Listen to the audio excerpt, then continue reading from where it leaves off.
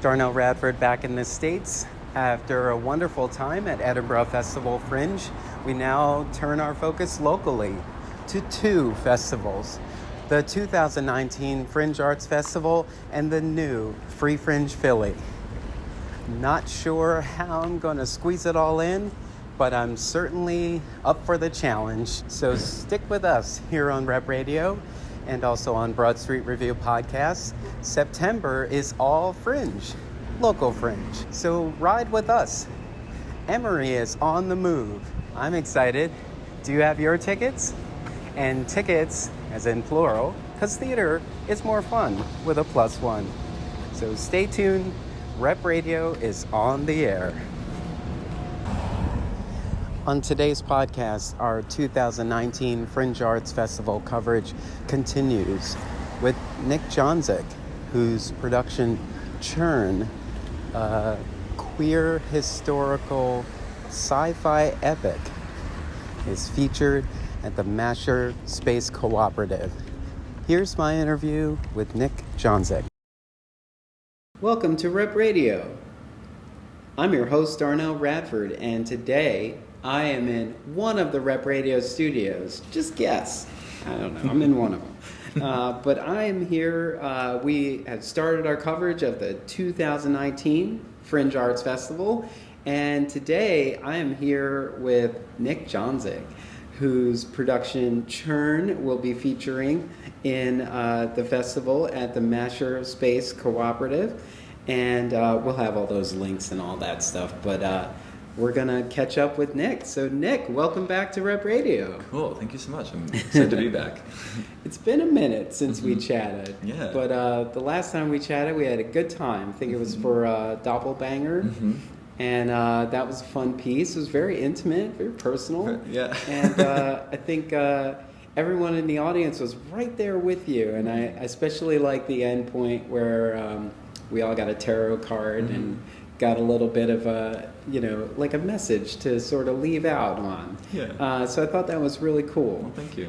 So, of course, when I saw that you had an offering in the festival, I definitely wanted to talk to you because there's just so many creative people out there that, we need to continue to keep supporting as much as we can. So I'm trying to do my part. Well, thank you. Here we are. It's a very helpful part, so thank you. Yeah, but so let's play catch up real quick. What have you been up to since Doppelbanger? Oh man, so I did Doppelbanger for Fringe 2017, and then I did it again for Philly Theater Week that February.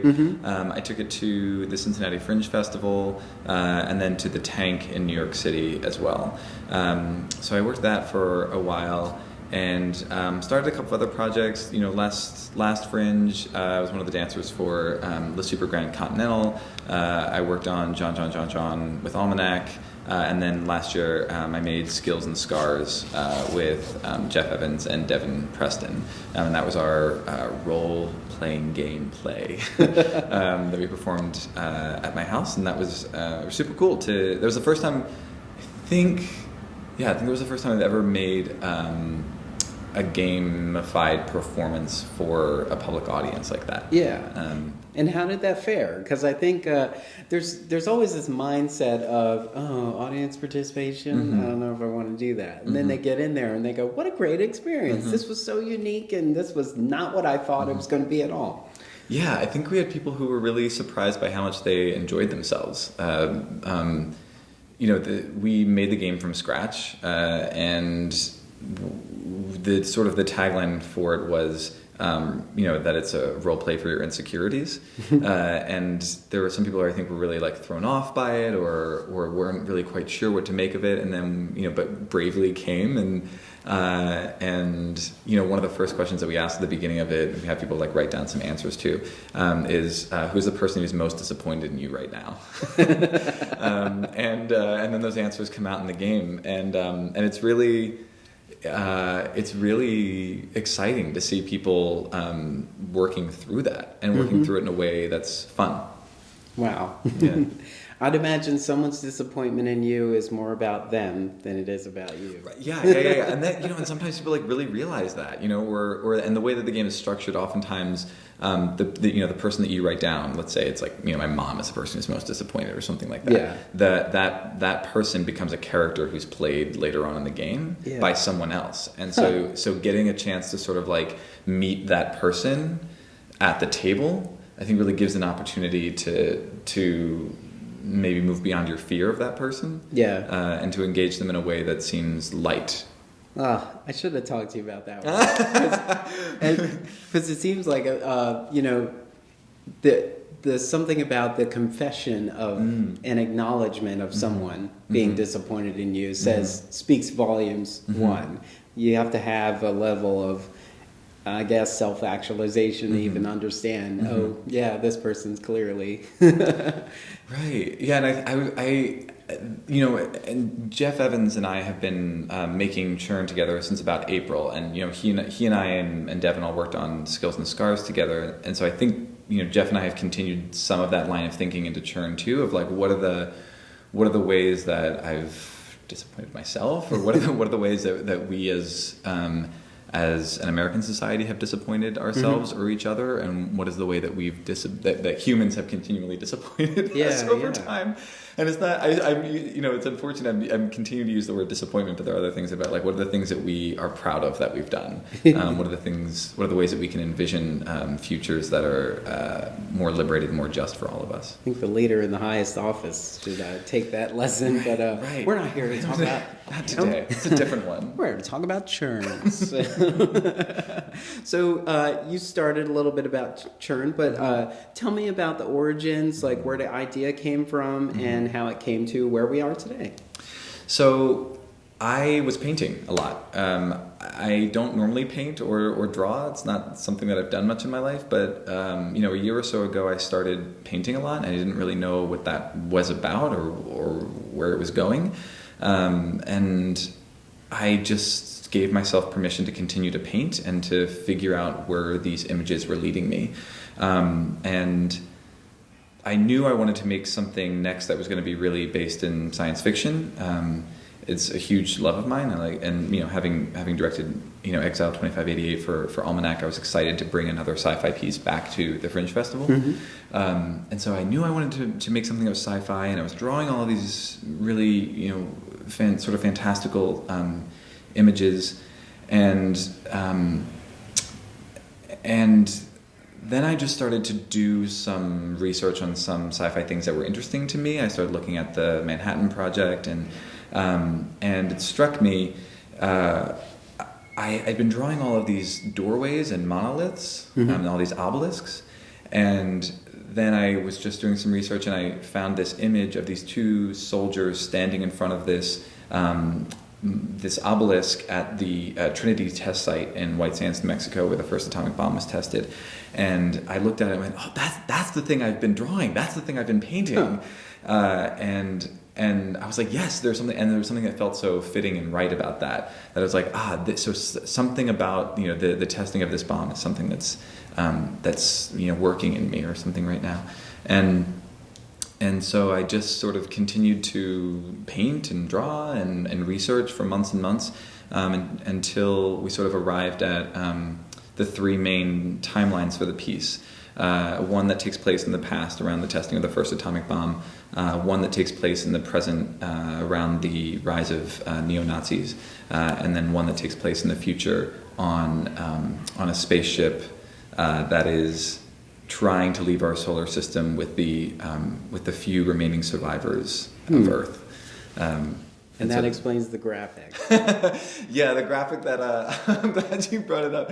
Yeah, the graphic that once had a swastika on it, and if you look in the guide, has a swastika on it, and now nowhere else will it have a swastika on it. Yes. We took a risk. Didn't work out. Some people. Doesn't matter how artistic your image is, they don't want to see a swastika. Fair. Unless you're in Edinburgh. But yeah, we really thought that sort of the curation of that image of sort of like a triptych, kind of like three faces thing, that would be enough to sort of give people the impression of, oh, there are lots of different characters here, and and sort of seeing like the very like queer, like high glam makeup cat eye. We were like, oh, surely people are going to see that and be, oh, there's like something queer about it. There's maybe something related to Nazis, but surely this is not a piece that supports Nazism. Commentary, right, something, right. But no, it really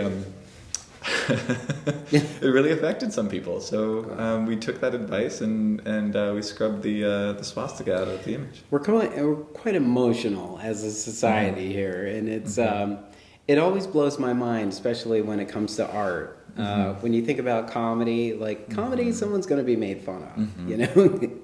But it's not meant for us to walk out there going, yeah, that's exactly how I felt. No, you're just pointing out how hilarious or sort of ridiculous this sort of mindset of thinking is, you know? But some people, you know, they have different backgrounds. They come in with things that just don't quite realize that it is not, if you want everyone to come see this because you put it all together to say something, that, you know, I think we just get so personal about everyone's art, you know, even if it's not art that belongs to us. Well, it was a great lesson for me in terms of like targeted marketing, because I think we didn't really hear many complaints about the image from other artists. There were other artists who were like, "Oh, I totally get it. Like that's, you know, it's an evocative image. I see what you're going for there." It was from a more general audience of people, from non-artists, people who don't necessarily immerse themselves a lot in art or in theater specifically. Those are the ones who were like, "Why is this swastika on here? Why this is really, I don't, you know." It was I paid to have a Facebook ad. And I had a lot of comments from people like, "You're paying to put a swastika in front of my face." And that was a good example of like, okay, maybe for a more general audience, they might need an image that's not that. Yeah. It's a little different. So this may or may not be sort of the right kind of question, but is this how does this complement or depart from other work that you've created? Oh my God, I love it so much. You know, we refer to it as a queer historical sci-fi epic, and so I think in terms of its queerness, it's you know, it's in line with Doppelbanger. It's in line with a lot of the questions that I have about staging queerness and what does that mean. And you know, Doppelbanger was explicitly sexual, and this one is less explicitly sexual. I think I'm interested in what is queerness that is not sexual. You know, we tend to think of when we think of queerness. Now we just exist with this layer, this understanding that there is queerness. Right. But we move forward without sex. Right. It doesn't. What is staging queerness that is not sexual? And so we're interested in some of those questions here. You know, in terms of it being, it's really narrative. I really like making narrative, and I had been working on a bunch of projects that were really not narrative. So in that way, it's a nice relief for me to be able to go back and make something that I'm like, I love telling stories, and I love writing narrative. So let me do that. And yeah, I hadn't made a sci-fi piece since Exile, which was 2016, and I was dying to make another sci-fi piece, so it's really in line with that. So I think this sort of the evolution for me in some ways is picking up where Doppelbanger leaves off and is talking a lot about permeability with an audience, permeability with yourself, permeability with the people in your life who you maybe are romantically, interested in, or just close people in your life. I think Churn tries to get at some of that permeability again. Of when does that become dangerous? Actually, what are the ways in which our society has become really permeable, and we need to be more vigilant. Actually, we need to be a little bit more careful about what it is that we allow in and what it is that we accept, because there's certainly there's some kinds of ideas that we absolutely cannot accept. We cannot allow to take root, and I think we're really confronting that right now. And so this fight that I have within myself that I want to put on stage and hear from other people of yeah, how do we allow ourselves to relax and be permeable, and when do we say no? I'm not gonna let that into me and into my life and into my world. So you get you have your major beats in there, your past, present, future. How do you begin to craft this for an audience? Right? That's a great question. My brain really thinks in structure. I love thinking about structure. So that's actually one of the first things that comes to me, usually, and content usually comes second. And if you've ever been one of my collaborators, that's a main annoyance of theirs lots of times, because I'm usually I am usually ready for structure much sooner than other people. Because for me, if I can understand the skeleton of the thing, then I understand what meat needs to go on that skeleton. Whereas other folks, I think, really like to make a lot of content first and then figure out how it all goes together. Yeah. So that's an interesting point, because it does seem like this process is a lot of like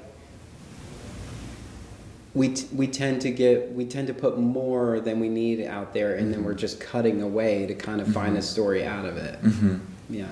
Yeah, and I think for this one, the future timeline was the one that I was most interested in and least sure about for the longest time. We went back and forth on it a lot. What is happening? What's the point of this? How does it end? And I'm really happy with what we settled on. But for us, we just knowing that we were going to have these three timelines was really helpful, and then we would make in one of them for a long time and figure out, what do we like from that, what can we hold on to from that, and then when we start to get stuck, we'd say, okay, we're going to put that timeline down for a little bit, and we're going to go over here and we're going to work on this other timeline. And it was really freeing to be able to work in that way, because then you sort of knew what your what your general checkboxes were. I know that I have to make something related to this and something to this and something to this, but what exactly it is in there can change. And just knowing that these, trusting that the three timelines were going to relate to each other, and we would find out how they related to each other down the line. Just having that trust in ourselves was nice. It was freeing. So, how much of this did you have together before you said, okay, I think 2019 Fringe Arts is going to be the debut of it? None of it. None of it. I had been drawing and painting for a while, and like writing a little bit of stuff, maybe since last October or so. But it was really kind of light. And then I had asked Jeff to start making it with me, maybe in February, March or so. And then he and I, we had a few rehearsals in April and May, and then we went away from each other. He was away, I was away for about 5 weeks. And during that time was when the registration was due, at the beginning of June. So we only had about 3 or 4 weeks or so of maybe 2 rehearsals a week of just exploring, of just getting an idea of what is this going to be like, what are our general ideas, which is why it's so hard to choose an image and to write a description when you don't know what the thing is yet. We're not quite sure yet. Not quite sure. And so even in the image there's the soldier who has the camouflage face, and for a long time we were really interested, related to the Trinity test site. It's going to be a soldier, it's going to be a soldier, it's going to be a soldier. And then eventually we changed that character to being a scientist. And so now, but now we have an image that's a soldier. Cool. I think, but it gets at the militarism of it, which I think really works for us. But before we had to submit registration, I think we knew that we were going to have 3 timelines. And we knew generally what those timelines were going to be about, but that's it. And then we just spent a lot of time writing. Jeff was writing every day. And then we came back in June and the beginning of July, and we sort of collected stuff that he had written, stuff that I had written, and sort of reassessed and I'm just like, what's most interesting out of this? And then we just let ourselves write and write and write. And I mean that, sitting down and actually like writing stuff out, but also getting up on our feet and improvising things. Mm-hmm. So just lots of different kinds of writing, and we just let ourselves make and make and make and make and make until probably really until the end of July. And so we spent August, the beginning of August, really editing, and then having a draft. And I think the first full draft was maybe 4 weeks ago or so. And that was a little nerve-wracking to not, to not have a full draft of the script until 4 weeks before first preview. I think it's great for people to understand that some of this stuff, there's some things that take years. Mm-hmm. I've been working on this for 10 years, and it was through life and my journey and some experiences and the changes in the climate, that helped me get this to the finish point. Mm-hmm. But, when it comes to festivals, like Fringe especially, sometimes this idea comes up pretty quickly. Yeah. So understanding, like, how much is going into this process and how soon it takes, to get it all there is always something I want everyone to understand. That if you think you have an idea and you're like, I don't know if I have enough time, what are you talking about? Right. Yeah, you do. You have enough time. You can, registration in June, performing in September, you have enough time. Yeah. You can do it.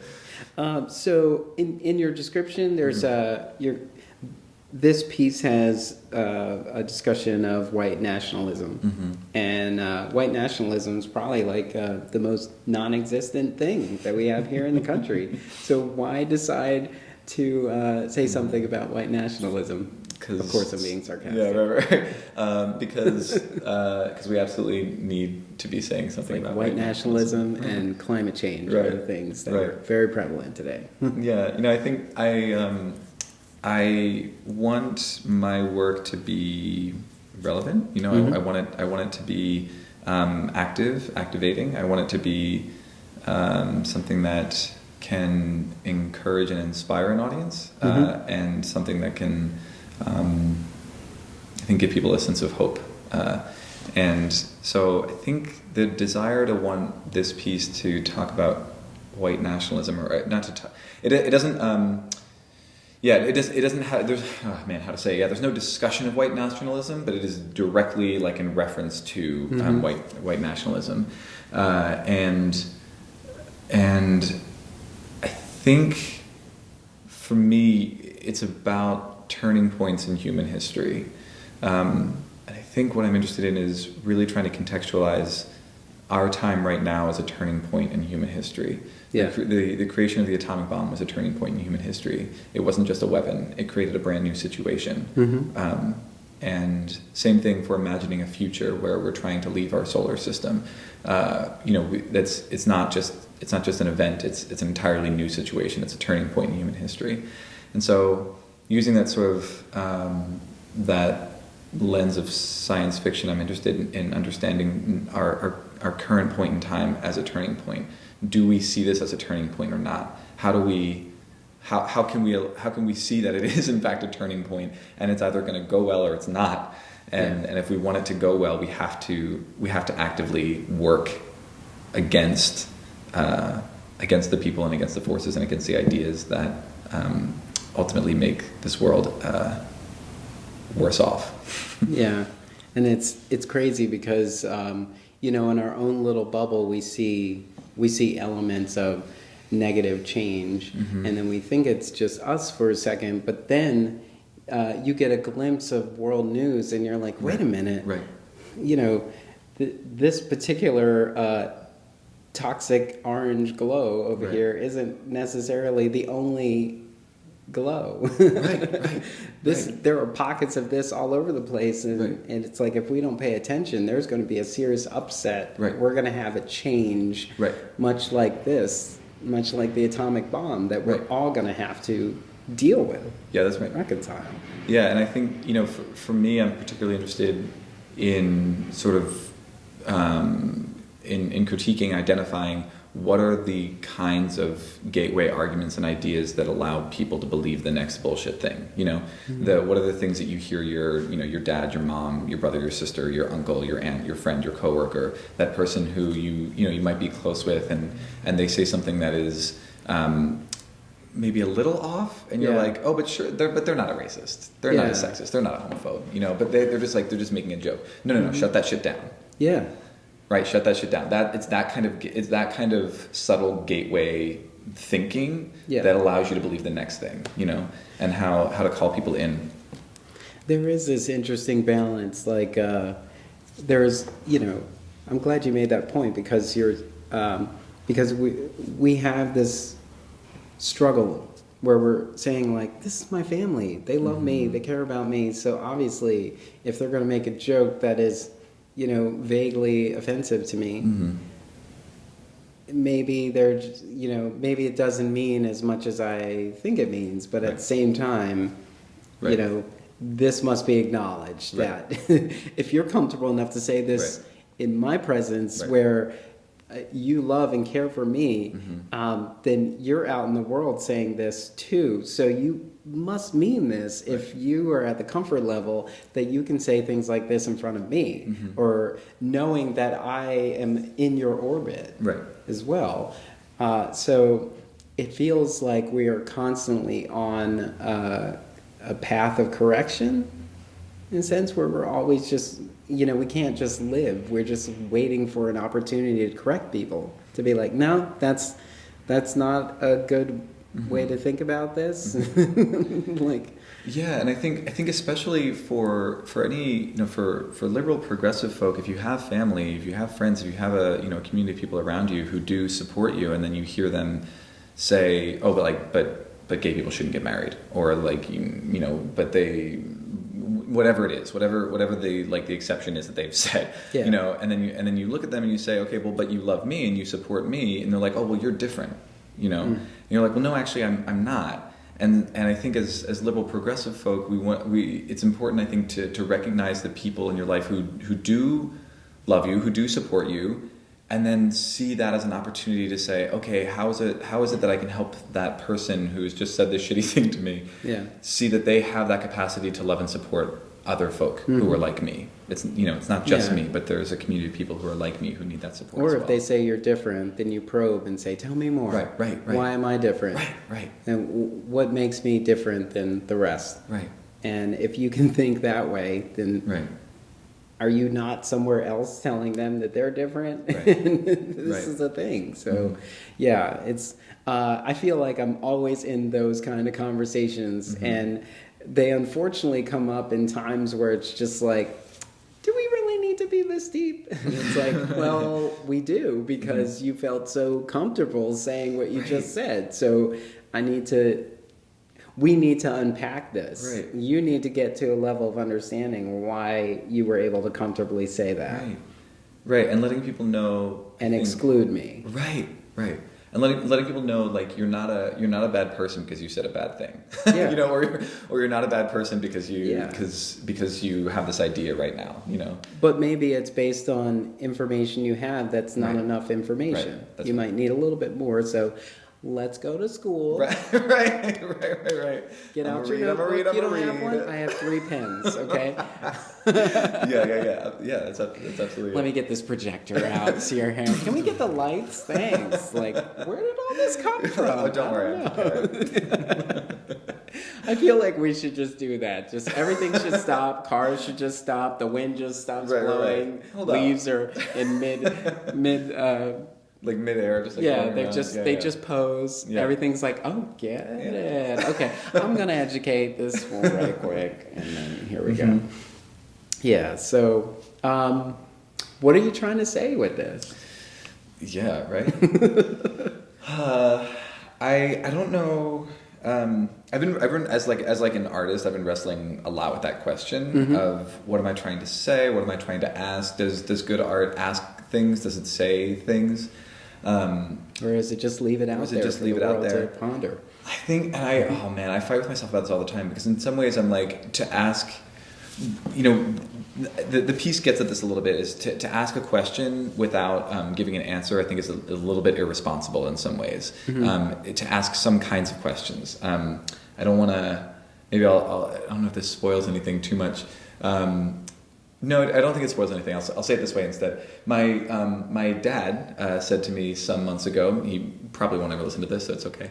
But he said to me some months ago. He was like, "Well, it was really important that we won World War II." And I was like, "Yeah, I think that's pretty unequivocal, Dad. Like, it's great." And he's like, "And we only did that because we were an industrial powerhouse. Like, we were able to win World War II because we're an industrial powerhouse." And I was like, okay, where's this going? And he's like, "And a major reason why we were an industrial powerhouse was because of slavery. And so maybe slavery was necessary evil." And I was like, "I'm sorry, what? What?" No, there was that moment of like the freeze frame.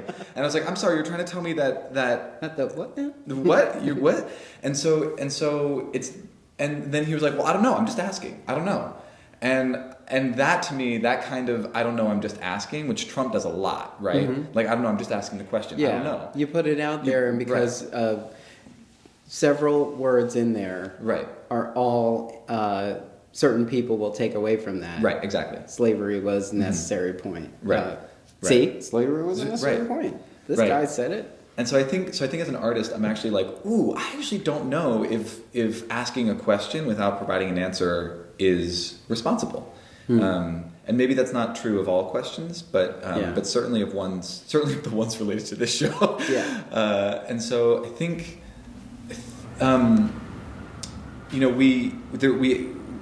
we cut one of my favorite parts of the show because it wasn't. We loved it. It was great, but it just wasn't working where we needed it to work. And it was a piece of text that Jeff and I collaborated on. It was mostly stuff that he wrote, and I sort of interjected some stuff in. But it went something like a tesseract, the first queer of space-time. Most people like queer when they realize that it opens doors that they wish that they had opened before.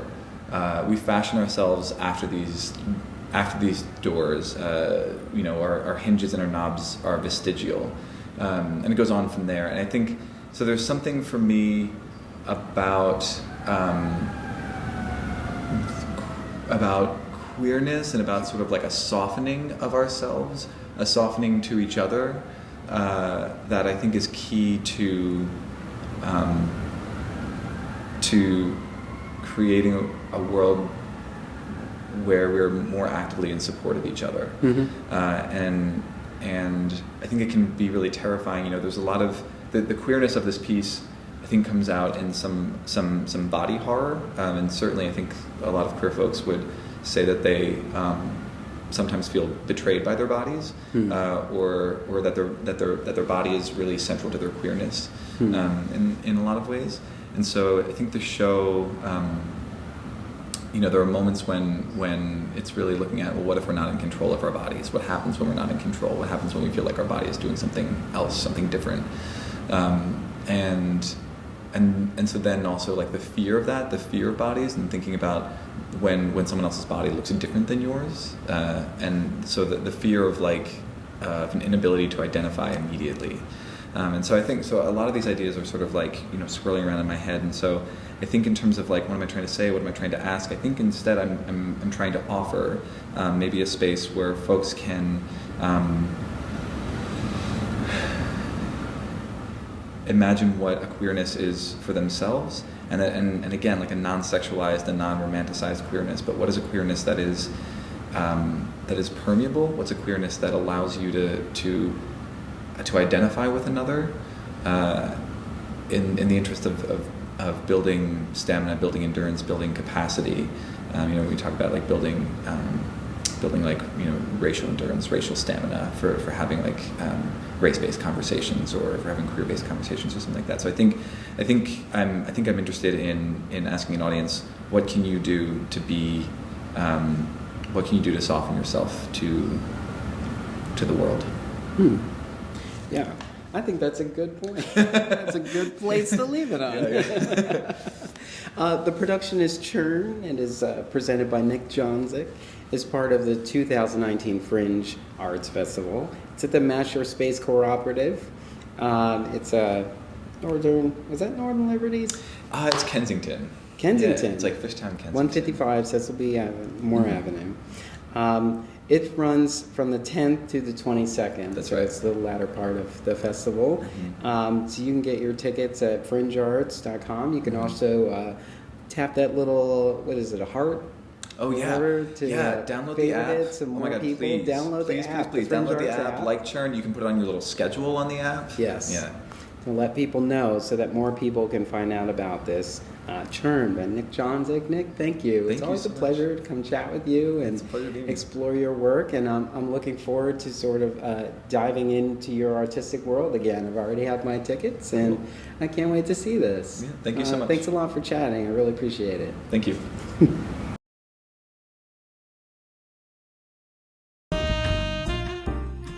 Rep Radio continues to be inspired by our community and listeners like you. We are proud to be an Emory production. Visit us online at em3ry.com. Ride with us. Emory is on the move.